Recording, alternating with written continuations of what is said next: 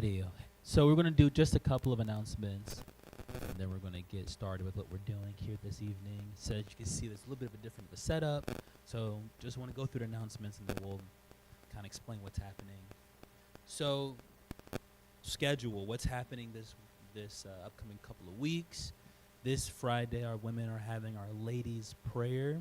That's going to be happening this Friday at 7 p.m. That's going to be here, and child care will be available for that.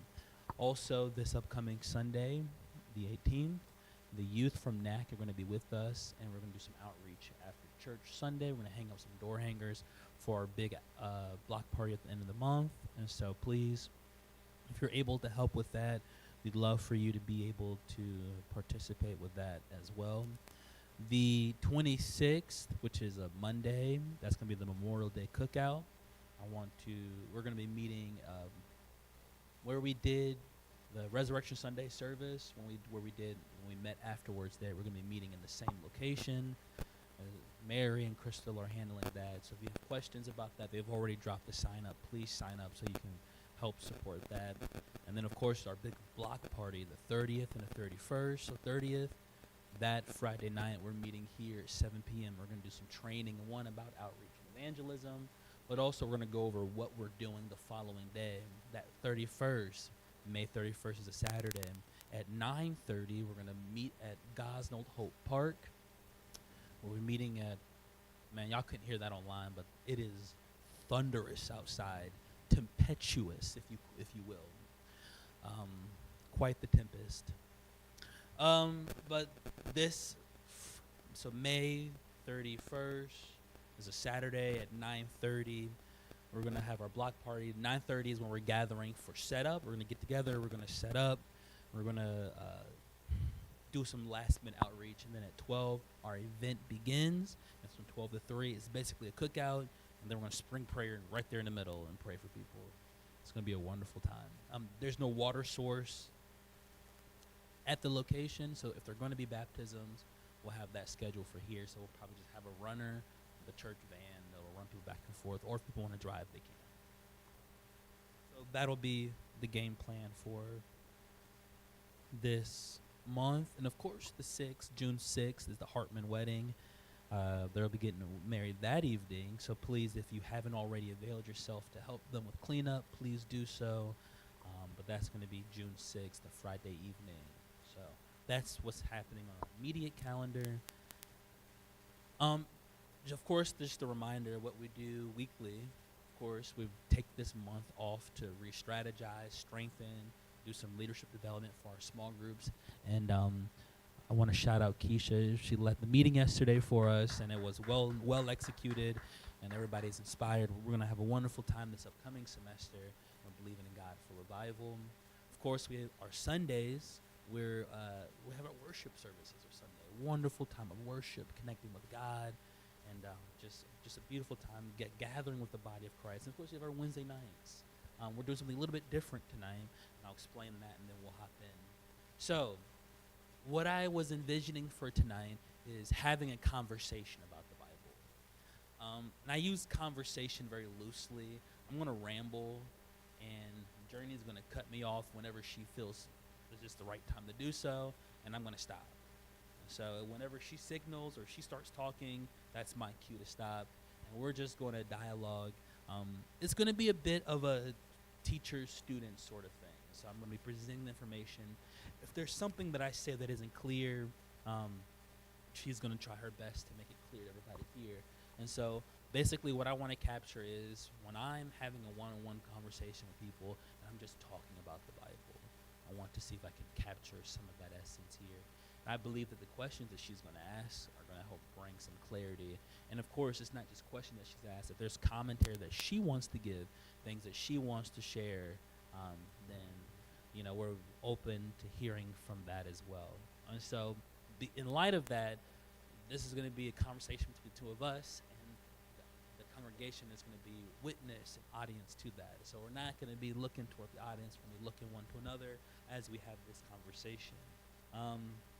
I didn't tell Journey this ahead of time, so I just need you to run with it. If you have specific questions about a point or there's something she didn't address, please just message Journey. And what I'm going to do is I'm going to turn my Bluetooth off so I don't get any of the messages. So I don't want to get any of those. I don't want to be derailed.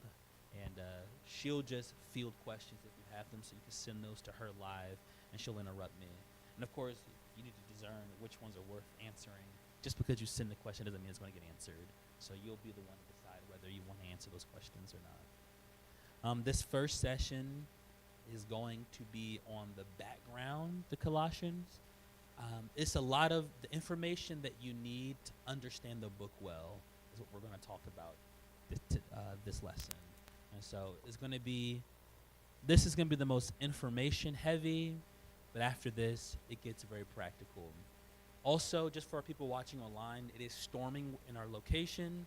So if it does knock the power, I'm just going to keep going. And that's what's going to happen.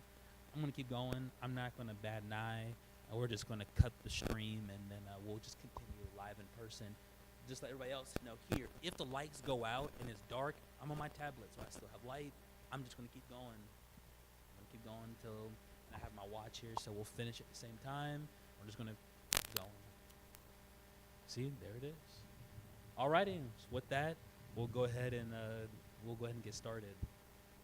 So I want to open up just with when we're getting into a study about Colossians, one of the big conversations is who wrote Colossians. So I'm conservative, and because of that, I believe Paul wrote Colossians for many reasons, but the first of them being is he straight up says that he did. So let's look at Colossians 1. It says, Paul, an apostle of Jesus Christ, by the will of God, and Timothy, our brother. So what's interesting, when you're studying Colossians, we get into the conversation about authorship. So when it comes to Paul's letters, there's things called disputed and undisputed letters. So there's some letters that are by Paul that people question whether he wrote them or not. Then there's some, Colossians would be an example of that. People wonder if he truly wrote it or not. But then in Ephesians would be another one. But one that people are more certain that he wrote would be like Romans or Thessalonians. We're fairly confident that, First Thessalonians, we're fairly confident that he wrote these different ones. And they have different reasons. And the reason why I'm sharing this is because I want you to be plugged into the conversation. We're living in an age of skepticism. Lots of people are pretty skeptical about the Bible, and they're looking for errancy. They're looking for the Bible to have problems, the Bible to not be true. And so I want to just go over just a couple of the main reasons why people question whether Paul wrote Colossians. And so I'm not going to go through all of them because there's several of these reasons, but that would take us quite a bit of time. So one of the first major problems that people have with Colossians is they say that the vocabulary and the style of Colossians is very different. They say it's so different than the rest of the books that Paul couldn't have authored this. And so the theory that they put forth is, are you familiar with the concept of like pseudepigrapha? So it's the idea where it's like you didn't write it, but you write it in the name of somebody else. Really popular in the ancient world. And so what would happen often is that people would say, hi, I'm going to write in the name of Barnabas because he has authority. And so one of the theories is that's what happened with this letter. Somebody writing on behalf of Paul, and it wasn't really Paul. And one of the things they point to is that the words that he uses here are so unique. Like, for example, there are 87 distinct words in Colossians that doesn't appear in any other of Paul's writing. But the issue with that, so there's a problem, and I want to rebut that, is, just because there's differences, if I could use it by way of analogy, let's say you are having I talk about Justin Bieber and you a lot. I'm sure you have other interests, but let's say you are talking to somebody who is a fan of Justin Bieber. The nomenclature or the language that you would use when you're talking to them would be different if you're talking to somebody who's a hater like me and I'm skeptical, right? So the context of the conversation determines the kind of language that you use, right? Does that make sense? Yeah. And so because that's what's happening, so it makes sense then that Paul, writing to a unique church situation, would have unique language. Okay, look, I'm rambling. So please, if you want to cut in anything, please feel free. Another thing that he does that's really unique to this book, it's a fancy word in literature called genitives, which just means possession. There's like a laundry list of saying that this is the something of the something, something of the something, something of the something. And so that phrase, that Turner phrase, he uses that excessively in Colossians. And so people are like, why is he writing this way? Or some of his language here is really complex or very liturgical, meaning like very like structured church, like operating within a church setting. And so there's all these different reasons. And I love what one author said. I believe it was Douglas Moo. He says this, when we see these differences, one of the things that we could ask is, okay, is this a different author? Or we could also ask, is it possible for Paul to write this way as well?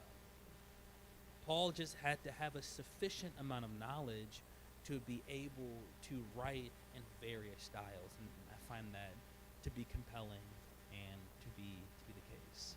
So when did this like kind of conversation about this specific letter begin to be like disputed? Like, was it the people of Colossae, or like what time period did this begin to be disputed? That's a great question. So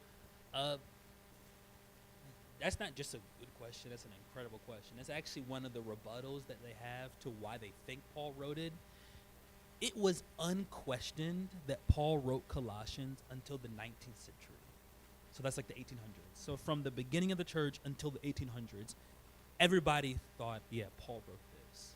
And so so in scholarship, this is actually pretty recent that people were wondering whether Paul actually wrote this book or not. And so, yeah, the reason is there's ways of interpreting the Bible, and that field is called criticism, right? And so there's different types of criticism. There's something called redaction criticism, where you're focusing on studying the Bible through the lens of how did the people pull the different pieces together to take the final shape that we have. Then there's something like historical criticism. And so you're viewing the Bible through a historical lens, trying to make sense of what's happening.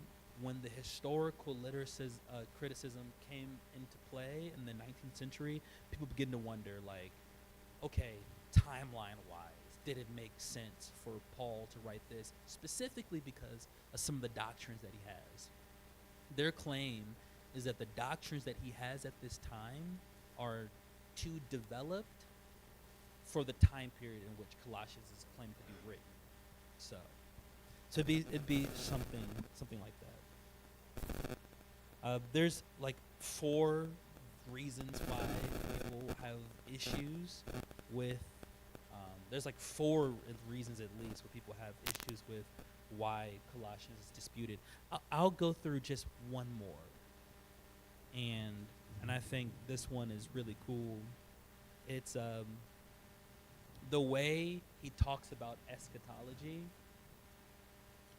In a lot of Paul's books, so eschatology is like end time, right? Like the rapture or forever with Jesus, the millennial reign, like the summation of all things in Christ, Armageddon, like the stuff in Revelation, right? The way Paul talks about it in most of his letters is temporal. So it's about time. It's the now and not yet. It's the this is coming, but we have some of those realities today. It's the now and not yet. There's the I am enjoying heavenly blessings now, but there's also more to come. And so it's this dichotomy between now and not yet, the for present and future. He does it completely different in Colossians. It's spatial. It's up there and down here. And so instead of being about time, about into the future, into today, it's much more spatial in an orientation, right? It's the high up here in the heavenlies and or down here in the earth. And so there's other reasons, but I think those would be just a couple of disputes. There's lots of other, not lots, just a couple other disputes, but I don't want to really beat that horse. And so, but the purpose of me bringing this up is that if you're challenged by somebody who's saying that your Bible is full of people who didn't even write it and these are anonymous authors, and so you can't trust the validity of the Bible, just know that that argument falls flat and that's not true. And there's very brilliant people who believe to the contrary. And so you can always have that in your pocket. For our friends that are listening online or listening in our audience, we have the notes on the Slack, because there's going to be some pictures that we go through. And so if you want to follow along with the pictures, you'll be able to do that as well. So this just kind of on your last point about the authorship. How important is it to like everyday Christians, like just people who are studying the Bible, to understand like who authored each letter? So the historical argument is who has the authority to establish doctrine. And that was a unique privilege that was given to those founding apostles and those who worked directly with them. Like Luke, for example, was an apostle, but he was working directly under the auspices of Paul, right? And so we have different ones who operated that way. But the rest were either apostles or had a close relationship with Jesus. James was an apostle, but he was literally Jesus' brother. Jude was an apostle, but he was Jesus' brother. So Jude and James are both brothers of Jesus. And so these are people who had close relationship with the Messiah, and they knew him well and knew him intimately. And so because of their connection to Jesus, that's why their speech was able to be authoritative. And so Paul, or I guess to go a little more theologically, Paul is the apostle to the Gentiles, which most of the church is Gentile now. And so we need an authoritative voice to dictate then, okay, how is it that it's supposed to look like to be a Christian while being a non-Jew? And so we need somebody to speak authoritatively about these matters, because I'll say one more thing about this and then I'll call it quits there. When we think about the first century, we think about Christianity coming out as this neat, clean bow. So there was one Judaism, and from that one Judaism was one Christianity. There was a huge diversity of belief within the Jewish community. We see that in the Bible. Sadducees, Pharisees, scribes, Essenes, right? The Qumran community, people who were Jewish mystics like Merkava mystics, right? So there was a bunch of Jewish, right? Even proto-Gnostic Jews. So there's all of that happening. And then when we get out into Christianity and Christianity comes out, right? There's so many different ways of trying to make sense of what it means to be Christian and how that's working in each church uniquely. So it wasn't this super, I would say, concise sort of thing. And so we needed a voice that says, hey, this is how we're going to unify all these different diverse people from diverse backgrounds of how to be. And so we needed people who could have that authority. And that's what Paul claimed to be. So if that's what Paul claimed to be, that means if that's who Paul claimed to be, anybody could write in his name and just start changing the direction of the church. And so knowing that Paul authentically wrote this is of consequence for us. Okay, so where was the letter written? There's 3 places that people think that it was written: Caesarea, Ephesus, and Rome. From the studies that I've done, it seems to me that the most compelling place that it was written was Rome. And I'm not going to bore everybody with the scholarship behind that. I'll just list them in order of what is most probable. According to the data that we have, it's most likely Rome. If you reject that Paul wrote Colossians, then you're most likely to think it was in Ephesus, and Caesarea has a very small following. And so it is most likely that he wrote it in Rome. This is one of his prison epistles. There are several letters that Paul wrote while he was in prison, and so we're like, okay, well, when was he in prison? He was in prison in Rome. I think it's Acts, the end of the book of Acts. We see that he was in prison there for 2 years, and it was during that time that he wrote this letter. And the date of this is thought to be about 60 to 62 AD, depending on your source. Okay. Oh man, that's great time. I'm making great time. Okay, because I have 3 main points I want to hit, and that was one of them I did in 20 minutes. Okay, good.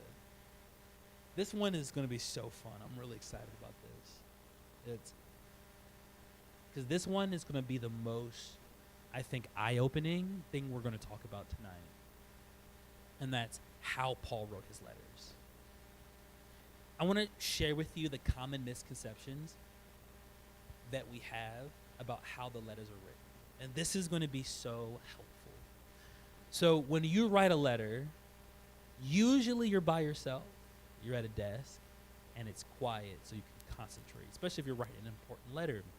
If you had the opportunity to write a letter to get a full scholarship, to just pay off all your college, you're going to be like, do not disturb. I'm here. I'm dialing in, and I'm going to write the best essay letter that I've ever written in my life. And so we take our time and place in history and where we are in the Western world, and we take that and we apply that to Paul. And so we assume that when Paul wrote the letter that he was alone, that he wrote them all by hand. He was in some type of room, some type of study, that he sat at a desk, and that when he was doing this teachings and doing these writings, he had massive amount of the biblical text memorized, and that when he wrote these, like when he wrote Colossians, because it's kind of short, he wrote it all the way through, all in one shot, right? And there was no editorial process or nothing like that. So these are the kind of the assumptions that we make, but that is not at all how the Bible was written. So if y'all can turn your attention to the picture.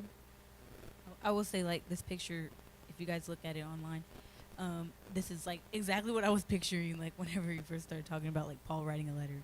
See, and what's interesting about this picture is like it doesn't even match the time period. But that's what we think though. And not just y'all, me. Like if I didn't look into it, like I'm like, yeah, this checks out. Like look at the leather binding on these Bibles, like, right? Like I'm like, I wouldn't have thought anything about this. I'm like, yeah, that checks out. This is what I would assume. I'm like, but Paul didn't have bound Bibles like that. He had papyri, right? He had papyrus. He had these reeds that were these plants that were pressed out into paper and rolled into scrolls. So he was unfolding scrolls, or whoever was writing was unfolding the scrolls and writing in that way. So it would have been scrolls. There were some codexes, depending on how big the work is, but codexes were more expensive than scrolls, right? And this is not in the notes, but there was like 2 main types of paper, one from papyrus, other one is from animal skins. So they would dry out animal skins and use that as paper as well, which that's more expensive, but I wish they would have did that more because it preserves better than paper. So, but yes, this picture is like the perfect representation of what a lot of people think. But let's debunk some of these misconceptions. First is the one that he wrote them alone. This isn't just true about his writing. This is true about his ministry in general. I don't know why. In my mind, I pictured Paul as like this standalone missionary. You drop him in a city, and he just tear it up. Like, that's how I imagine Paul. I mean, is that similar to how you imagine Paul, or did you think about it a little bit differently? And when you think about Paul doing his mission trips, like, how did you imagine him traveling? Well, I'd probably imagine him traveling like with some people, like who are like kind of learning from him. I think, but yeah, just kind of being that main figure. See, you're way better off than I was. For whatever reason, it didn't compute to me. I don't know why. I'm just slow, I guess. It's Paul traveled around in a small caravan a lot. Like a lot of places. Like once, especially in his early ministry, it was like him and one other person. But that was only early on. Within a couple of years, Paul was traveling with a group of people, like often. Like, there's one letter where he lists a handful of people. He said, "Yeah, I'm with Aristarchus, Epaphras, Demas, Mark, Luke, and Justus." Right? Right. So this is this long list of people, and then there's other places he has Timothy with him, or Sosthenes with him, or Silvanus, and so Paul was surrounded by people. And so it's not just that he wrote these letters in company of other people. His ministry was in groups of people. In fact, here it is. I have this in one of the verses. Right here, Philemon, however you want to pronounce it. Go to verse 22. It says, "At the same time, also prepare me a lodging, for I hope that through your prayers I will be given to you. Epaphras, my fellow prisoner in Christ Jesus, greets you, as do Mark, Aristarchus, Demas," right? I can put Epaphras, Luke. Right, so there's 5 people here. And in the beginning of the letter, he said he was with Timothy. So at the time that this letter was composed, there was at least 6 people with him. That's all there was. And matter of fact, because it's the book of Philemon, Onesimus was probably there too. Right? So that's at least 7 people who were there. We can look at the book of Acts. If you read carefully through the book of Acts, after a certain point, it goes from they did to he did to we did. The infamous we section of the book of Acts. That's because, who wrote Acts? Luke. And so when we say we, the author is saying, yeah, I was with Paul while we did this. And so, but it's not just his travels, you have the notes. Could you power read through those 4 examples there? They're all a single verse.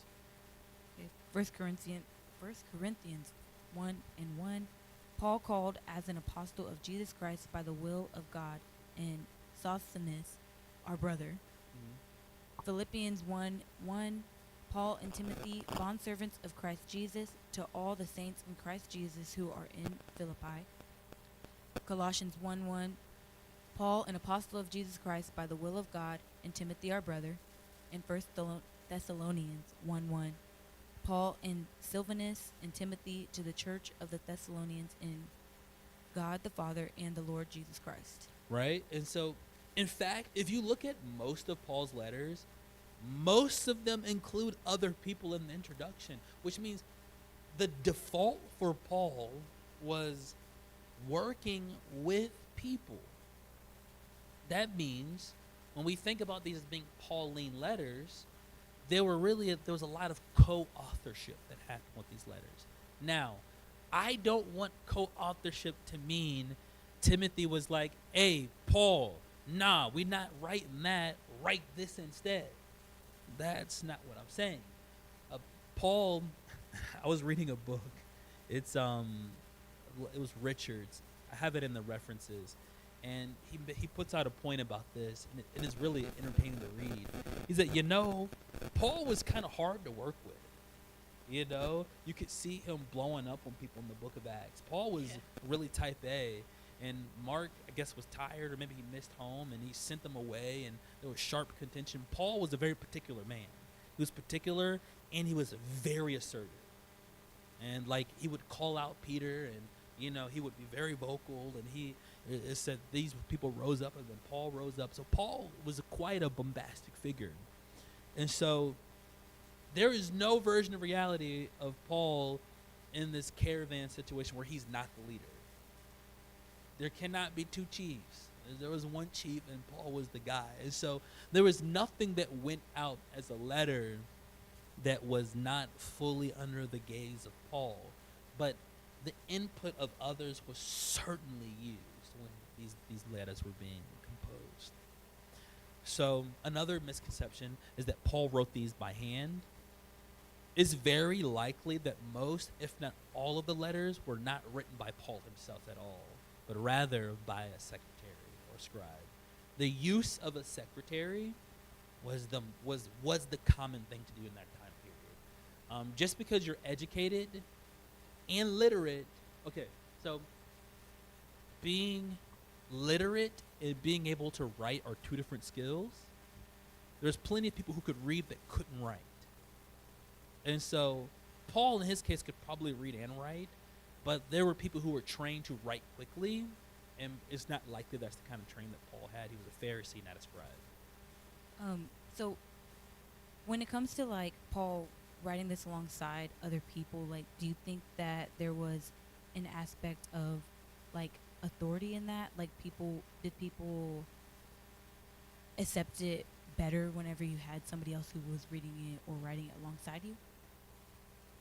So what's interesting is what it actually did was, I think, would be more of the opposite, is that it lended credibility to Timothy.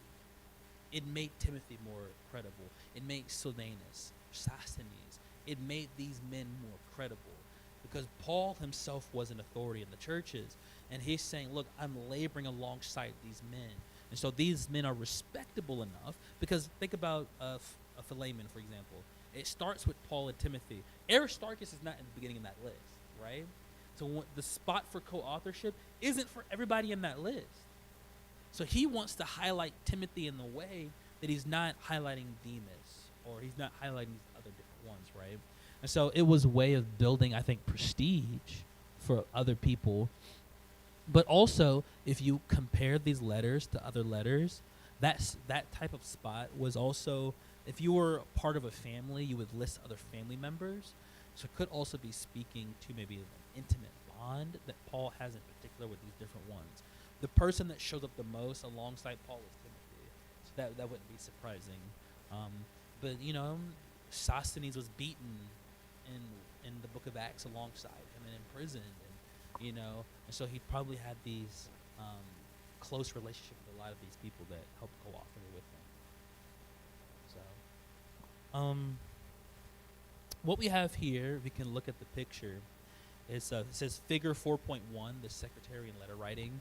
This provides a spectrum for the roles that secretaries could play. So at one end, you have a transcriber. This is a person who's when you're in the court, you know the person that does the stenography? They're a stenographer, right? What that's called? Yeah. They're a transcriber. Their job is word from word what is said. So that's one end of the role of a secretary. This person has to be like incredibly trained, and they have to know shorthand. And so they have to have like symbols and shorthand for vocabulary words. So this is a highly trained role. On the other end, you have somebody who's a composer, right? Composer is like,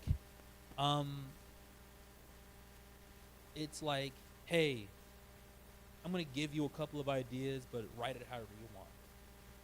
It's very hands-off. And then somewhere in the middle is a contributor.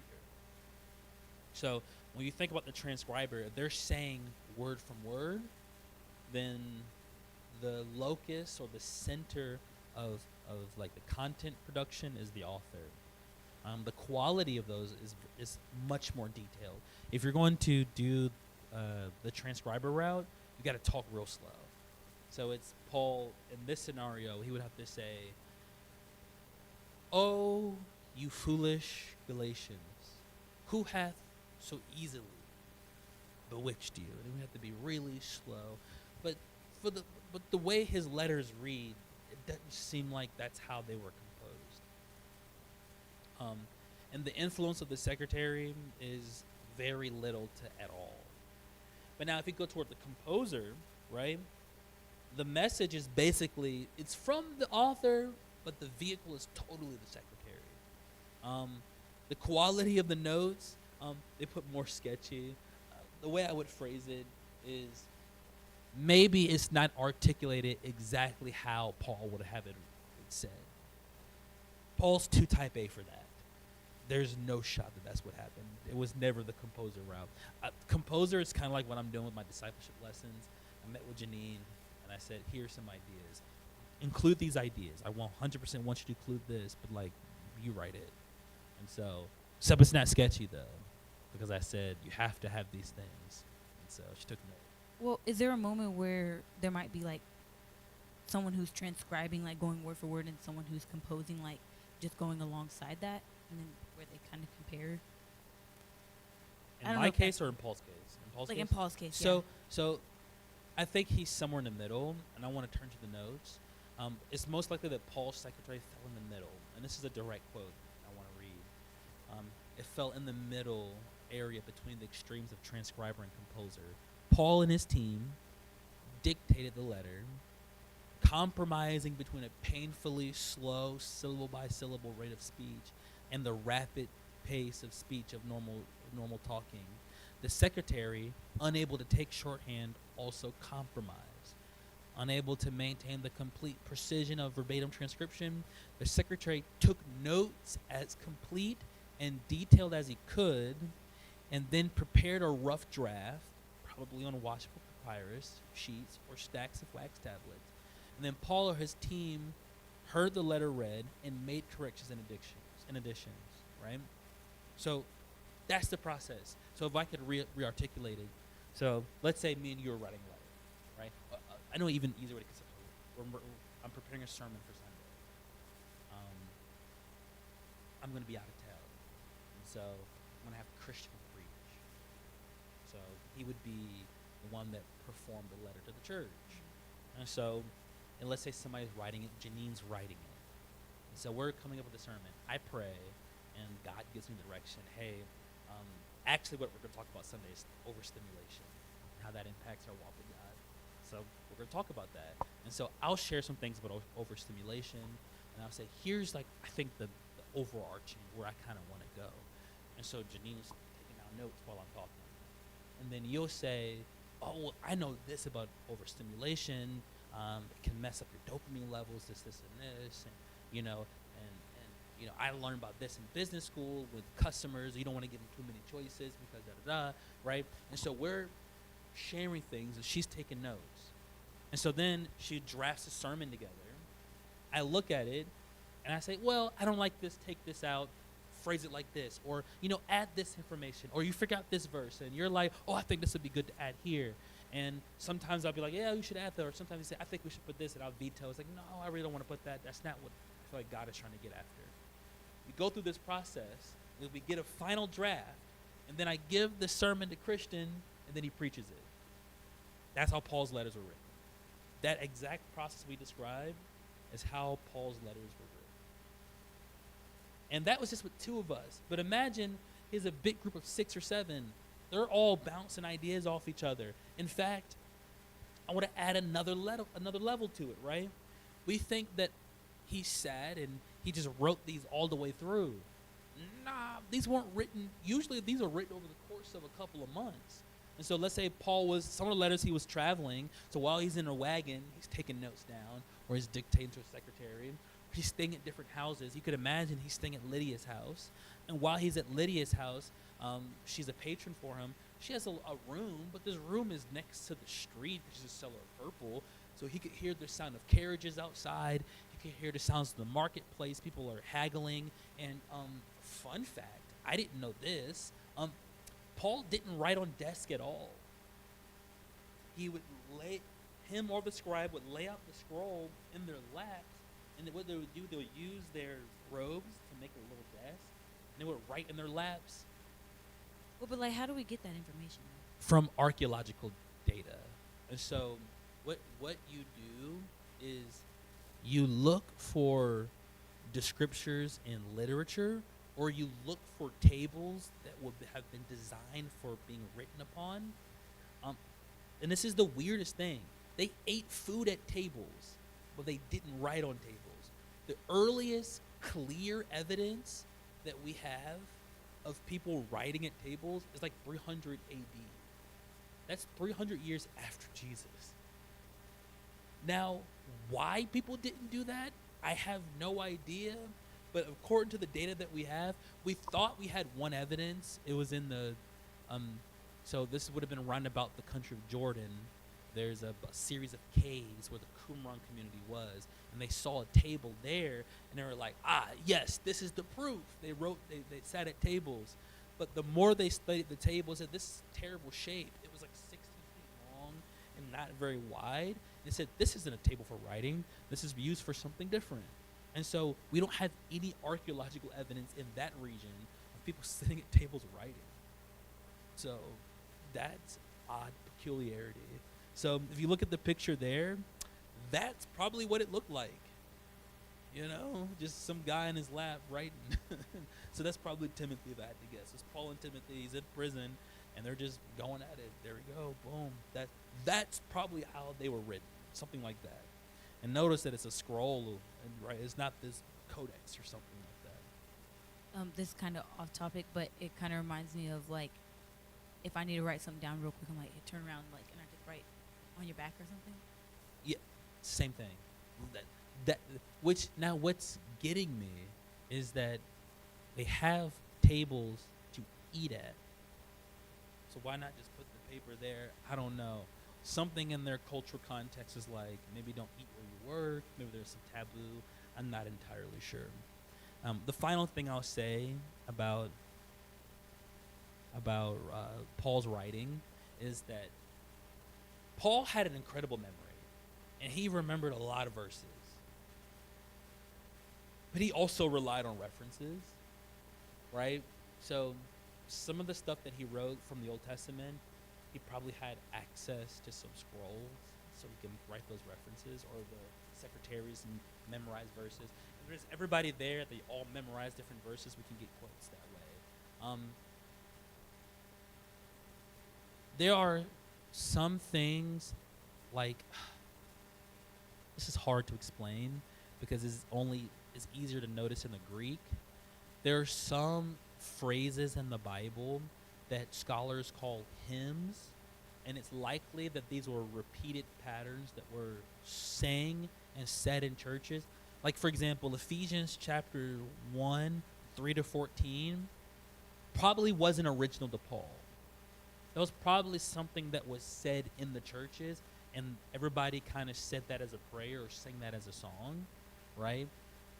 Another one they classify like that is when they said that in him dwelt the fullness of the Godhead bodily, right? In Colossians, it is likely that's from a hymn that was widely sang throughout all the churches, and so but there's material like that he's just borrowing from the churches, and so not everything was Paul's invention. Paul would pull sources together and pull the sermon together. So do you think, like, I think it's Colossians 1, but it's like 15 through 20 where it says like a poem right there. Do you think that was similar to Yeah, what you're so speaking that would about? be, the scholars would call that a Christological hymn. They would say that was probably a song that was sang among the churches, and so he just incorporated something that was already sung. And so there's a lot of evidence literarily that they had like songbooks that the churches would sing amongst each other, and that's where Paul got some of these things from. And so otherwise, which this is possible too, Paul's just a brilliant man writing the most incredible poetry ever, just casually, in like 5 different books. Or maybe there's a bunch of churches full of creatives, and Paul said, is like, does anybody in the church write poetry? Sophia, you write poetry, right? So it's like Sophia, right? She writes this incredible poem. I take it and I put it in a sermon. And then like people, they like, man, remember that one time the pastor shared that poem that was so impactful. They don't remember that I cited her, but years go by. For whatever reason, that poem was particularly like impactful. And so 15 years later, man, remember pastor shared that poem? And people start thinking, man, pastor's a poet. Well, I just took it from the body, but no, I'm not a poet. So that sort of thing is what they're thinking happened in the Bible as well. So that's some of the background of how the letter was written. So let's get to the fun part of geography, We have lots of pictures because I have found that the American public school system has failed us when it comes to geography. Maybe not everybody, but I am particularly bad at geography. Um, I am too. and so I think I'm perceived as well read until I start talking about geography. Where was it? Somebody asked me where Albania was the other day. No shot. I had no idea where that is. Couldn't even begin to tell you. I know now. Near Greece and Macedonia. There we go. All right. I hope so. I just went on the internet saying that. So if it's wrong, oops.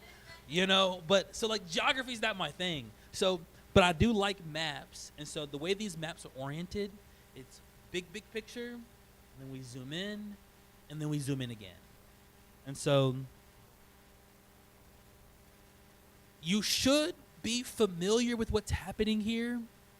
So if you're looking at the first map where it says map 18, the earliest churches, the south part, that's Africa, right? That's Africa. The eastern part, you see Jerusalem's Caesarea, right? That's Israel, where modern day Israel would be. Israel, Syria, Lebanon. It's all right there. Okay. You see where it says Thyatira, Pergam, Smyrna, Ephesus, all even over to Edessa, all of that, that's modern day Turkey. That's Turkey, right? So that's big, huge swath of land. Turkey's massive. Corinth, Nicopolis, Thessalonica, Philippi, that's Greece, Macedon, and probably other nations. This is where I start to lose me, right? And then, of course, we know the boot shape, that's Italy. That's the Mediterranean Sea. It says as such. Okay. So, like, we're oriented. We know generally where we're at, right? So we're going to zoom in into a next picture. This is a zoom in. If you didn't pay attention, you didn't remember, this is Turkey. This is the southwestern part of Turkey. Now we can really zoom in. And so we recognize a lot of these names from the Bible. We start to see Colossae, right? If you look at this map, you'll see these blue lines. That Colossae is right on a river. And we'll see the name of that river in the next one, but it's called the Lycus River. Before that is the Meander. So the Meander River feeds into the actually it's the other way around. The Lycus River feeds into the Meander River, which makes its way out to the sea. But look at the cities that are close to each other: Colossae, Laodicea, and Hierapolis. If you're wondering how close, the distance from Colossae and Laodicea is 12 miles. The distance from Colossae to Hierapolis is 15 miles. So this is a tri-city area. Just for your point of reference, the distance from Colossae to Ephesians is, some sources say 120 miles and some say 125 miles. So let's go to the next picture. We're going to zoom in even more. Okay. Colossae, if you took any geology classes, you'll see that the darker shaded areas represent elevation. So Colossae is then in the middle of a valley called the Lycus Valley. And so the mountain that's nearest to Colossae is actually at the foot of this mountain. It's called the Cadmus Mountain. It's actually the biggest mountain in the area. And it's right there. So it's near that big mountain, and it's also on the water. And this is a really poppin' trade route. This is a great trade route. And so that produced a lot of wealth for Colossae in its day. Okay, so now we have just a little bit about some of the geography. I'm going to share some of the historical matters. I have a lot of notes here. I'm not going to share everything in the notes. I'm just going to hit a couple of things. So, okay, 200 years before Jesus, there was a ruler named Antiochus III. He took a bunch of Jews and settled them in Colossae. Why? Because he's Antiochus III. He can do whatever he wants. Where did this come from? There's a Jewish historian named Josephus. In his Antiquities, he writes how, 2,000 families were moved, and so that's why there's a Jewish population in Colossae. How did the Jewish diaspora, how did that happen? People would just deport Jews all the time, or sometimes they would flee. They would often flee to Egypt, and that's why there's a population in Alexandria, like Philo of Alexandria. They fled there. So the Jews would flee and go all around. There's always a lot of Jews in the Levant, so where Israel is. They also spread around about. So. Well, what did the population look like before the Jews arrived there? Oh, it looked the same before and after. The Jews, 2,000 is not that big of a number. The city was like 25,000 people big. It was a Gentile city. Okay. So the city itself did change. 300 years before Jesus, it was a very wealthy city, and they sold wool. It was called Colossian wool. It was like a really deep red. And so Colossians was a really wealthy city until Laodicea had its come up. Laodicea had to come up, and they changed the trade route. The trade route used to go straight through Colossae. They moved it so it goes through Laodicea. So because of that, Colossians made way less money in Laodicea. Now, they weren't poor. They were still near the trade route. They just couldn't keep up with Laodicea. And so in that tri-city area, when you think about Colossians, you need Colossae, you think about two other cities. You should link in your mind, and not that I'm talking to anybody else, it's just the two of us, but if I were talking to anybody else, I would say if you want to link two cities in your mind with Colossae, Laodicea and Hierapolis, those cities were interconnected. They were interconnected. And so if letters were written to Colossians, the Laodiceans also got the letter. In fact, we have it in Paul's correspondence. It says, hey, the letter that I wrote to the Laodiceans, you should get that letter and you should read it too. So those church communities were fairly close one to another. They knew each other well. Interestingly, Paul, he never visited Colossae. He was never there. The founder of that church was Epaphras. Epaphras started the church. And most likely what was happening, if you read the book of Acts, Paul had this crazy revival in Ephesus. It was like 3 years in Ephesus. He would turn it up. And it said that that whole region heard the word. What happened is Ephesus became the launch point of a regional revival to spread to everywhere else, which is what Hampton is supposed to be. We have crazy revival here that spiderwebs out to the rest of the region.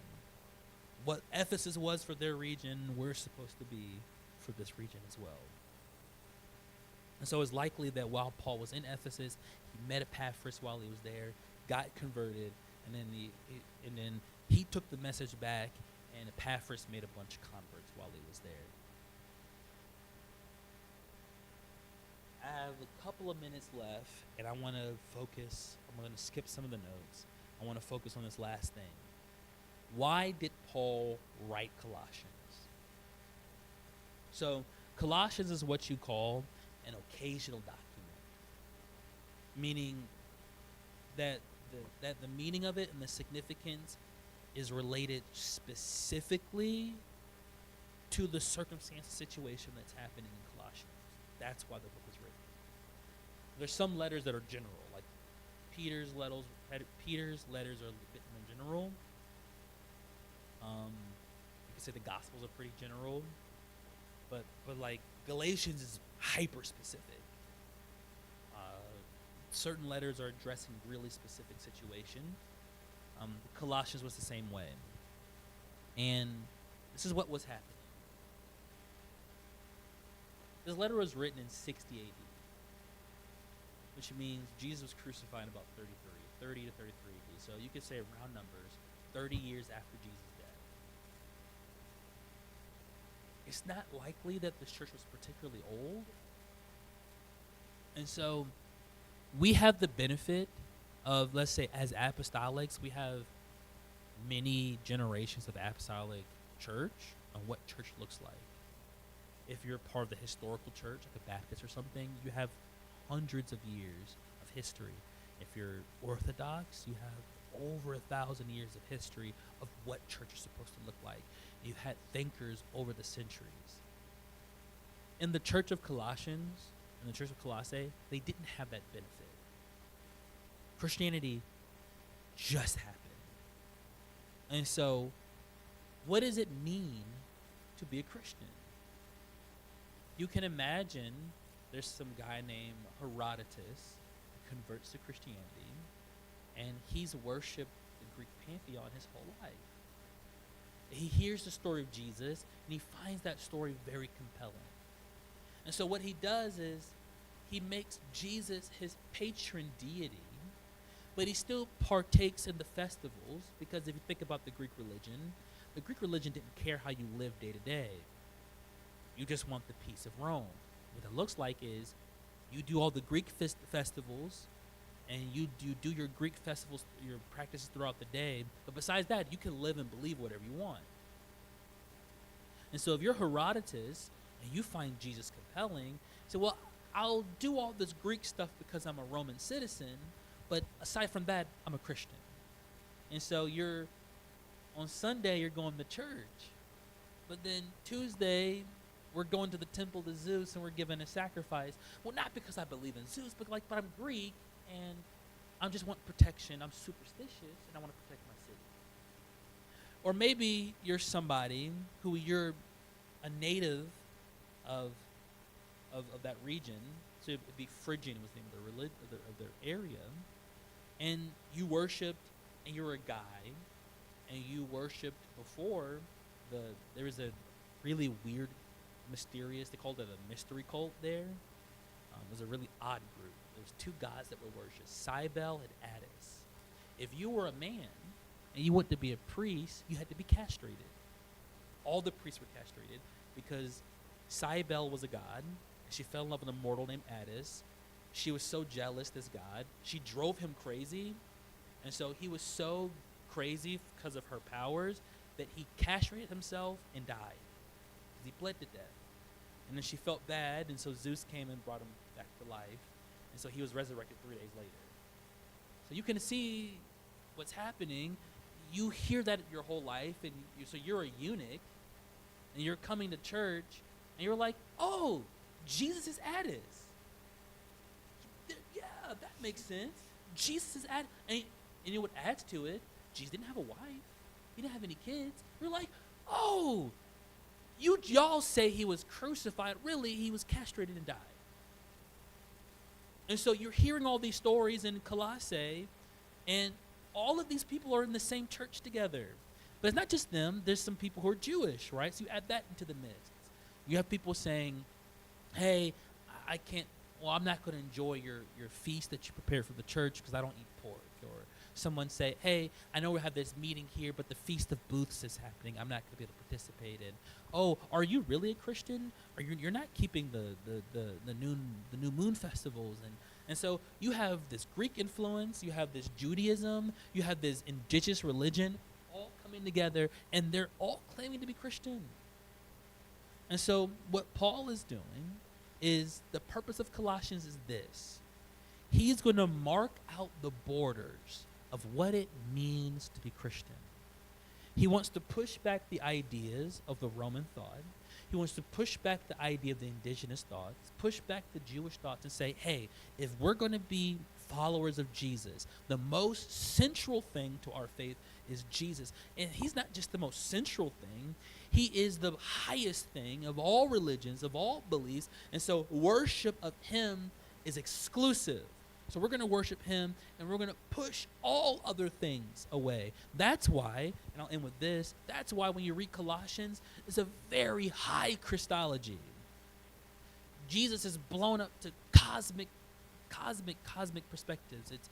He warred against all the principalities and the authorities. He has authority over natural and spiritual thrones. He's this great victor over all things because he's combating against all these different ideas. And so as we're reading through Colossians, as we're jumping into this book, you have to keep in mind that this is a highly diverse, it's a melting pot of the Greco-Roman world.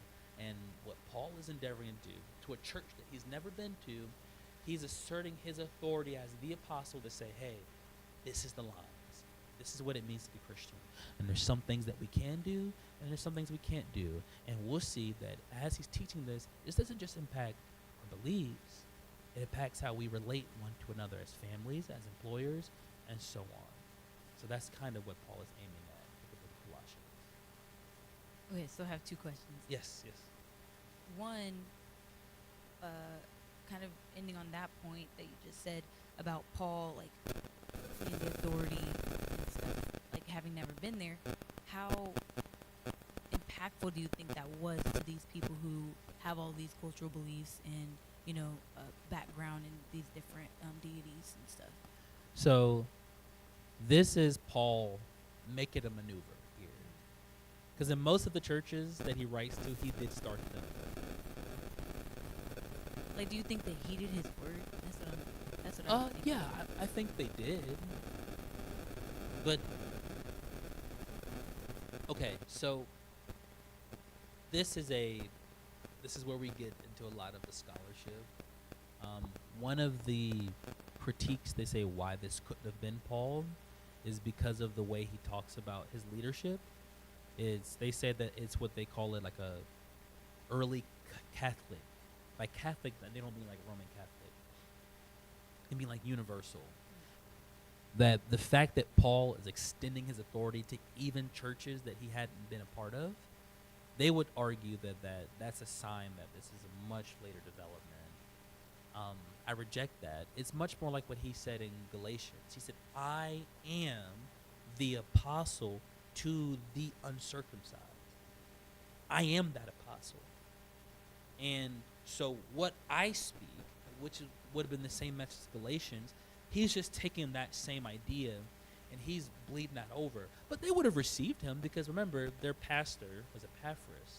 But who was Epaphras' pastor? Well, that was Paul. And so he was like a grandfather to the church. And Epaphras would say, well, this is the guy that taught me. Everything that you know that I know, I got it from this guy. And Epaphras 100% respected him. So Epaphras would have encouraged the church as well. So I think he would have been able to speak into their lives for sure. Okay, and as we continue, like in our study of Colossians, as we read through it and everything, how important is it to kind of like know this history and the historical context? Well, I think that's going to really shape, like when we get to, for example, when we get to, I think it's chapter 2, it talks about elementary principles. Some translations say the elementary spirits. Well, depending on your background, it's going to determine how you understand what that verse means. And so how you understand the background, how you understand what ideas Paul's wrestling with is going to make sense of some of the finer points of interpretation. Like especially, like Colossians 2 hinges heavily on a lot of this background. And so I think it's important, especially for Colossians chapter 2 in particular. But all of the book, yeah, it's going to be important. You know, like, so when we start off Colossians 1, right, it says that it was written by Paul and my beloved brother Timothy. So now we know in our mind that this was probably a collaborative work between the two. And so we can have that and bear that in mind, even from the beginning. And as we're going through different things, what I can try to do is, if I remember, you can also ask me as a question and remind me, as we're going through, I can reference back to some things we discussed today and say, hey, this is how this is going to bear influence on how it is we're interpreting this here, A, B, C, and D. So you can see, because it's easy to hear all this and be like, yeah, why should I give a crap? Well, as we're going through it, we can see very practically, like, okay, well, this is probably why you should care. Because of this point, remember, we learned this, that's going to help with this. All right. Well, thank you so much for being a dialogue partner. That was fun. I enjoyed it. So we're going to pick up next week. And what we're going to do is we're going to have one more introductory thing to say. But it's about the letter itself. That's outlining the book itself. And then we'll start Colossians chapter 1. I don't have in my mind how many verses we're going to cover per week. But I don't want to do it verse by verse. So this should take anywhere from 5 to 7 weeks, I think, to get through it all. That response is crazy. It should take 5 to 7 weeks, just depending. what I want to do is in each chapter, I want to point out the interesting things, maybe that are a little bit harder to understand, and I'll highlight those things. Like, I guess to prepare the audience for next week, the two things that I really want to spend my time with is verse 9. It says, Colossians 1 and verse 9, for this reason also, since the day we heard of it, we have not ceased to pray. We get to see one of Paul's prayers. We need to draw attention to that. This is how Paul prayed. I am very interested in knowing how Paul prayed. And so we're going to look into that, see some of that. But then also, this section here, where it talks about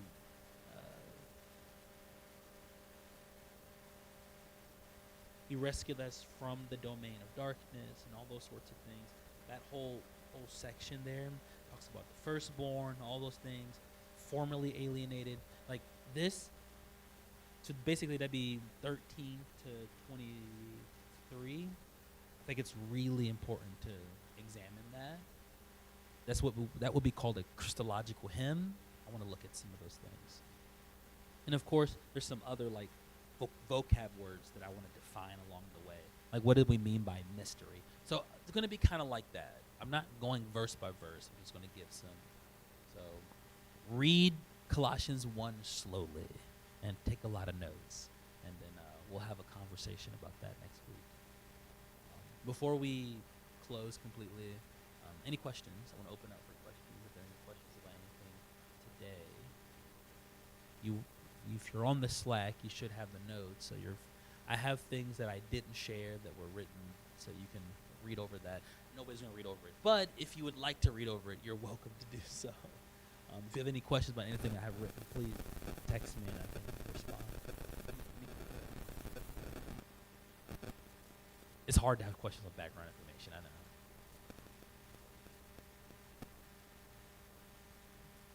Oh, yeah, that's Addis. He's if you look at where his crotch is, there's nothing there. He's castrated. Yeah, he has nothing there. If a lot of Greco-Roman statues, the genitals of the man is like very on display. And so if you're like from that time period and you see that, that would stand out to you like, oh, this man doesn't have anything going on. Yeah, he was castrated. Yeah, it was awful.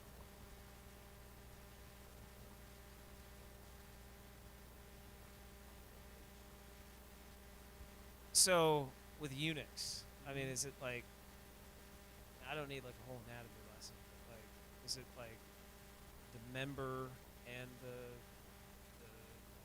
I think it depends. I would have to stuff? look into the specific culture. Because I mean, if you're talking about the dude who's smooth between the legs, like Right. I don't know. Well, so in his case, it was a suicide thing. That's why he did that, right?